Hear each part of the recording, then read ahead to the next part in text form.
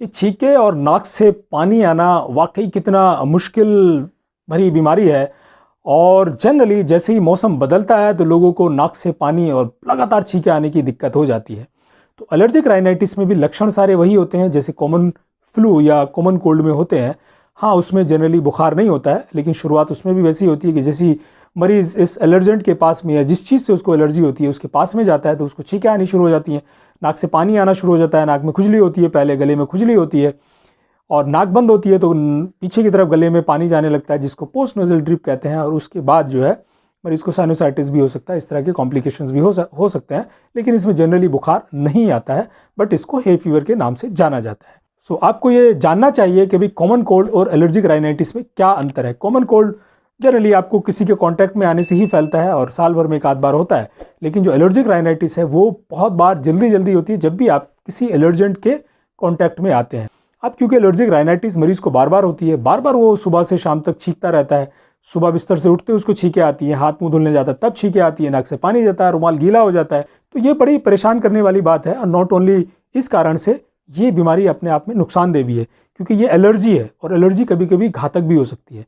तो अगर ये एलर्जीज के कारण आपके सांस की नली में सूजन आ जाती है तो फिर मरीज़ को सांस लेने में दिक्कत हो सकती है और कई बार मरीज़ का सांस भी बंद हो सकता है।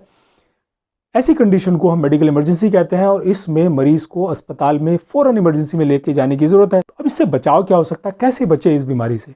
बचने का सीधा ही एक कारण है कि आप उन कारणों से दूर रहें जिनका आपको पता है कि आपको एलर्जी होती है। अगर आपके घर में आप पेट एनिमल्स पालते हैं तो ये भी एक कारण हो सकते हैं एलर्जिक राइनाइटिस का या किसी तरह की एलर्जी का। तो फिर आप उनको अपने बिस्तर पे सोफे पे आने से रोकें या उनको अपने घर से दूर रखें अगर आपको एलर्जिक राइनाइटिस होती है, क्योंकि उनके बाल, उनके रोएं जो हैं वो ये काम करते हैं एक एलर्जेंट का और बहुत से लोगों को इनसे एलर्जी होती है। अगर आपके घर में बहुत सारे पेड़ पौधे हैं या बहुत सारे फूल खिलते हैं बसंत के ऋतु के मौसम में, तो जो पोलन ग्रेन्स हैं जिनको परागकण कहते हैं, ये सबसे बड़ा कारण होता है एलर्जी होने का बहुत सारे लोगों में और ख़ासतौर से एलर्जिक राइनाइटिस का। तो ये पोलन ग्रेन्स सांस के साथ हमारी नाक में चले जाते हैं और वहाँ ठहर के फिर एलर्जी करते हैं और इसकी वजह से सारे सिम्टम्स आते हैं। तो उस समय आप अपनी खिड़की बंद रखें, दरवाजे बंद रखें, खासतौर से बसंत के मौसम में, और आप वहाँ पे ना जाएं इन पेड़ पौधों के नज़दीक क्योंकि इससे आपको एलर्जी होती है। और अगर आपको जाना भी हो तो आपको मुंह ढक के, नाक पे मास्क पहन के जाए। या जो घर में धूल मिट्टी पॉल्यूशन जो है बाहर निकलते हैं, आउटडोर पॉल्यूशन या सड़क पे जो धूल मिट्टी होती है, ये भी एलर्जी का कारण होते हैं और इस एलर्जी के कारण लोगों को एलर्जिक राइनाइटिस हो जाता है, नाक से पानी छींके वगैरह आने लगती है।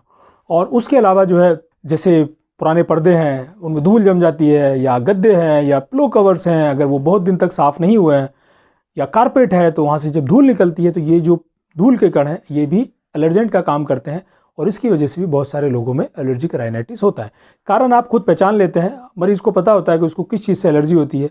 कई बार ठंड का मौसम बदला, गर्मी से सर्दी, सर्दी से गर्मी, एसी से बाहर गए, बाहर से एसी में आ गए, ये भी कारण होते हैं कई बार एलर्जिक राइनाइटिस के। तो ऐसे कारणों को आप अपने से दूर रखें और बचा के रखें।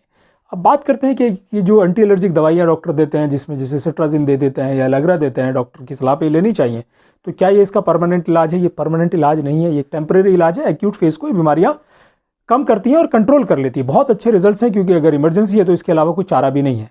मगर इसको पूरी तरह से जड़ से ठीक करने के लिए आपके पास नेचर ने बहुत ही सटीक नुस्खे दिए हुए हैं।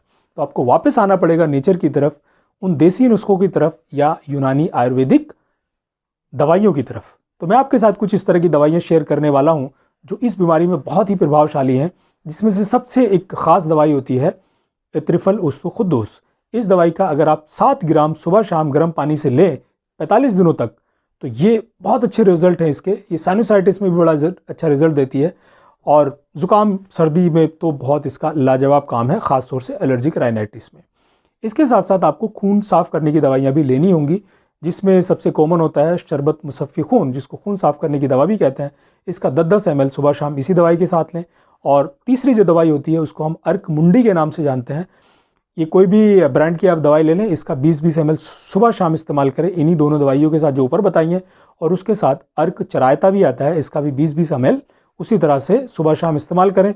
सुबह नाश्ते से आधा घंटा पहले और रात को खाने से आधा घंटा पहले आप इन दवाइयों को लगातार लेते रहें। और एक दवाई और है जिसको हम एत्रिफल शाहतरा के नाम से जानते हैं।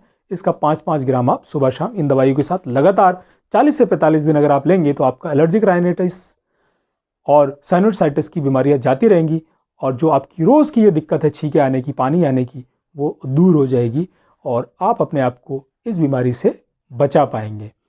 पूरी तरह से जड़ से इस बीमारी को रोकने में कामयाब हो पाएंगे। ये एक आजमाया हुआ नुस्खा है, बहुत सारे लोगों को ये दवाइयाँ हमने दी हैं और बहुत सारे लोगों में इसका बड़ा अच्छा रिजल्ट मिला है।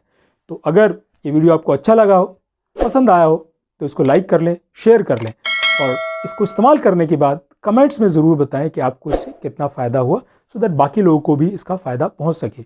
बेल आइकन का बटन ज़रूर दबा लें सो दैट आपको सारे वीडियो जो भी मैं ये हेल्थ टॉपिक्स पे, हेल्थ इश्यूज़ पे, अवेयरनेस पे वीडियोज़ बनाता हूँ, आपको समय पे मिलते रहें। चैनल को सब्सक्राइब करना भी ना भूलें। धन्यवाद।